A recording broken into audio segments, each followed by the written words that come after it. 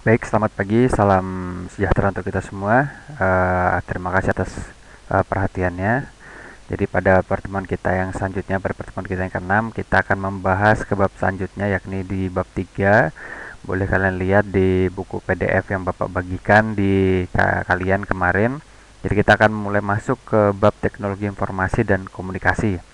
Ya, semoga dalam pertemuan kita kali ini kalian dalam keadaan sehat, sehat sentosa, tidak ada halangan, tidak ada sakit suatu apapun. Semoga selalu diberikan keberlimpahan sehingga kalian bisa mengikuti pembelajaran dengan nyaman dan sehat sentosa.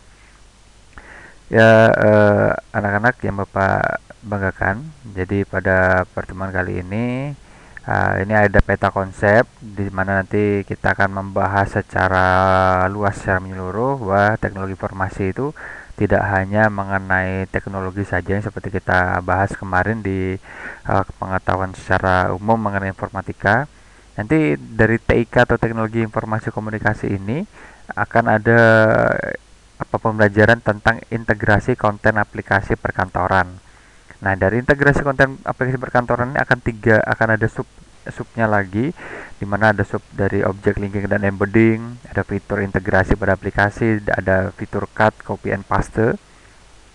Lalu di sisi lain ini nanti akan ada hubungannya dengan fitur lanjutan pada aplikasi perkantoran, dan ini bukan hanya tentang perkantoran saja tetapi juga tentang kalian saat mengerjakan tugas ataupun tentang nanti kalian suatu saat ada keperluan mengenai administrasi data dan sebagainya. Nanti akan ada tentang hubungannya dengan mail merge, lalu ada daftar isi dan video presentasi. Jadi ini sangat berkaitan satu sama lain. Nah, untuk yang pertama ini, jadi kita persepsi. Jadi kita melihat secara utuh atau secara luas terlebih dahulu. Jadi kita ambil contoh. Jadi ada kalanya suatu saat itu kalian perlu membuat sebuah laporan gitu ya. Sebuah laporan yang membutuhkan data dari berbagai macam file. Nah, filenya ini dari aplikasi-aplikasi perkantoran itu sendiri yang kita miliki. Nah, oleh sebab itu integrasi antara aplikasi perkantoran ini nanti akan sangat diperlukan. Nah, hal ini untuk memudahkan kalian dalam proses analisis data sehingga penyajian jadi lebih baik. Jadi, bayangkan kalau misalnya kalian tuh harus menyajikan data secara langsung dari file yang berbeda-beda. Nah, itu pun menjadi satu hal yang kurang efektif dan menjadi hal yang sangat menjadi rumit begitu. Sedangkan kalau misalnya bisa dalam wujud satu aplikasi saja, satu file saja, bukan apa tidak. Jadi nanti akan kita buat menjadi lebih nyaman dan lebih lebih efektif lagi begitu. Nah, jadi kita akan masuk ke dalam aplikasi Office ya. Jadi aplikasi Office ini kalau misalnya kalian lihat di HP kalian sebenarnya ada yang fitur-fitur terbaru aplikasi Office itu adalah aplikasi perkantoran, yang mana aplikasi Office ini merupakan kumpulan aplikasi yang digunakan untuk memudahkan pekerjaan perkantoran. Nah, secara umum aplikasi perkantoran ini terbagi dari berbagai macam jenis yang menurut kegunaan dan fungsinya gitu. Jadi aplikasi Microsoft Office itu ada banyak, kayak misalnya di laptop itu ada lambangnya Office seperti ini, di HP pun juga ada. Nah, sejarah dari aplikasi Office ini sebenarnya menyesuaikan dari kebutuhan perkantoran, karena semakin lama semakin memudahkan sekaligus untuk ada perkembangan zaman sehingga kebutuhan kantor ini pun juga semakin meningkat. Kepentingannya memiliki peningkatan dari setiap fitur-fiturnya, karena ini pun sangat mendukung untuk proses penyelesaian pekerjaan secara administratif dan sebagainya melalui aplikasi Office ini. Nah, sesuai dengan namanya Office gitu, di dalam bahasa Indonesia ya sudah pasti itu artinya kantor gitu. Nah, di aplikasi ini berisi paket-paket tentang aplikasi perkantoran untuk memudahkan administrasi perkantoran. Nah, jadi banyak sekali perusahaan-perusahaan yang telah menciptakan aplikasi Office, mulai dari aplikasi Office yang gratis sampai dengan yang berbayar. Nah, ya kita sudah pasti tahu sendiri yang berbayar itu pun juga memiliki fitur yang lebih komplit, lebih mumpuni dibandingkan yang gratis gitu ya, karena memang memiliki fitur-fitur yang khusus gitu. Nah, contoh dari aplikasi Office yang gratis ini yang sering kita gunakan adalah aplikasi OpenOffice, lalu ada SoftMaker Free Office, ada LibreOffice, ada WPS Office, Zoho Docs, Google Docs, dan iWork. Nah, ini ada yang gratis seperti ini. Nah, aplikasi tersebut tuh rata-rata sudah bisa untuk membuat dokumen tulisan, spreadsheet, presentasi, database dan lain-lain begitu. Nah, aplikasi Office yang berbayar yang sudah terkenal biasanya sudah menyatu dengan sistem operasi, itu disebut atau biasa kita kenal dengan Microsoft Office gitu, sesuai dengan nama perusahaannya, yaitu perusahaan Microsoft gitu. Nah, paket aplikasi yang terdapat dalam program Microsoft Office ini ada Microsoft Word, ada Microsoft Excel, ada Microsoft PowerPoint, ada Microsoft Visio, Microsoft Access, Microsoft Outlook, ada Microsoft Publisher, dan Microsoft InfoPad. Nah, di antara semua paket aplikasi Microsoft Office tersebut, yang paling digemari dan paling terkenal adalah Microsoft Excel, Word, dan Microsoft PowerPoint, karena memang dari ketiga aplikasi itu ini adalah hal yang paling dekat dengan setiap pekerjaan sekolah, pekerjaan administratif, ataupun pekerjaan perkantoran itu sendiri. Nah, kita masuk ke integrasi gitu. Apa sih itu integrasi gitu. Nah, sebenarnya tujuan utama dari sistem informasi itu adalah untuk memberikan informasi yang benar dan sesuatu yang tepat gitu. Nah, untuk itu suatu data atau sistem yang berintegrasi tentunya diperlukan di dalam sebuah organisasi atau perusahaan atau dalam wujud komunitas yang menyelesaikan sebuah sistem administrasi. Oleh karena itu uh, perusahaan atau informasi ini diperlukan untuk keperluan yang luas gitu, untuk keperluan organisasi atau perusahaan gitu. Nah, aliran informasi ini sangat bermanfaat bila data suatu sistem ini diperlukan juga oleh sistem yang lain, sehingga menjadi sebuah satu kesatuan antara output sistem dan input sistem lain gitu. Jadi ada input masukan dan ada output keluaran seperti itu. Nah, definisi integrasi ini adalah saling keterkaitan antara subsistem, sehingga data dari satu sistem secara rutin dapat melintas menuju atau diambil oleh satu atau lebih sistem yang lain gitu. Di sini ada aplikasi Microsoft Word, ada Microsoft Excel, ada PowerPoint, dan Microsoft Office Outlook gitu. Ini saling integrasi atau saling berhubungan satu sama lain. Lalu mengintegrasikan di sini secara umum artinya adalah menyatukan beberapa objek, data, atau komponen untuk membentuk sesuatu yang utuh dan bermakna. Nah, walaupun komponennya tadinya terpencar atau tidak ada hubungannya.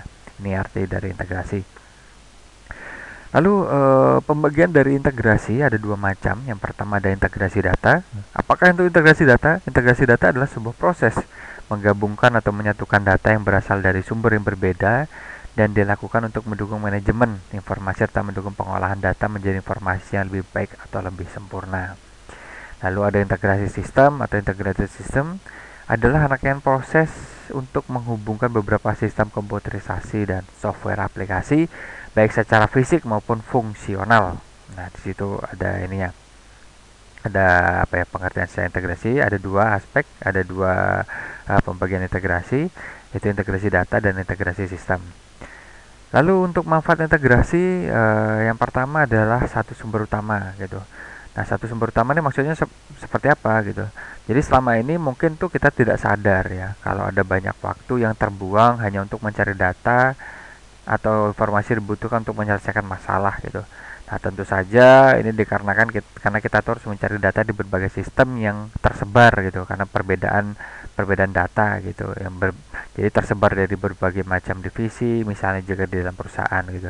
Nah, dengan sistem integrasi ini maka hal ini tidak terjadi karena sistem integrasi memungkinkan seluruh data berada pada satu sistem dan selalu diperbarui. Nah, jadi selalu diperbarui, selalu update begitu.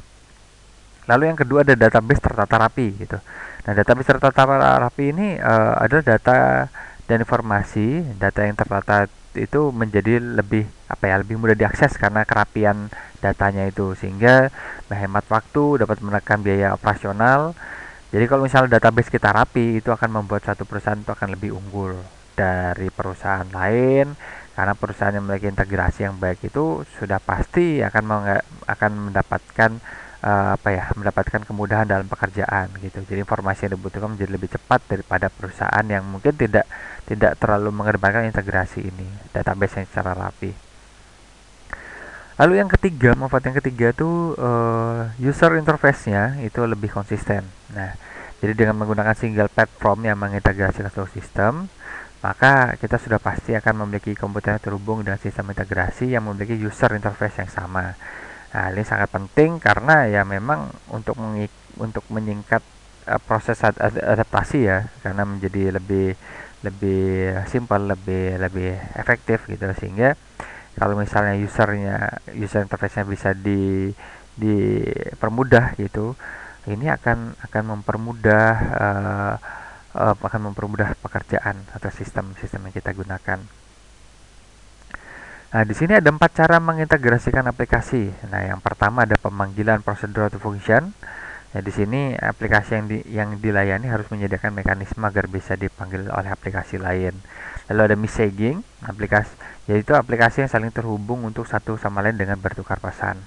Lalu yang ketiga ada sharing database, yaitu pengirim dan penerima menggunakan database sebagai media pertukaran data.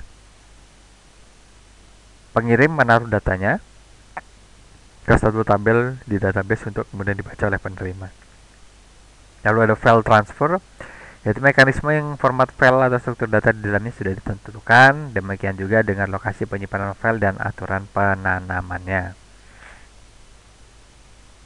Nah, jadi di sini ada apa ya? Ada integrasi pada Microsoft Office. Yang pertama ada membuat tabel of content, lalu ada linking dan embedding pada aplikasi Microsoft Office, lalu ada membuat surat massal pada Microsoft Word dengan menggunakan database yang ada pada Microsoft Excel dan Microsoft Access, dan membuat grafik pada aplikasi Microsoft Office. Ya, jadi mungkin cukup sampai di sini penyampaian materinya, cukup singkat saja, tidak perlu berlama-lama karena lebih kalian banyak mencari sendiri materi yang ada. Silahkan kalian pelajari. Bapak sudah share juga di blog Bapak, silahkan nanti dibaca materinya, dibaca, disimak, dirangkum poin-poin pentingnya, dan jangan lupa kerjakan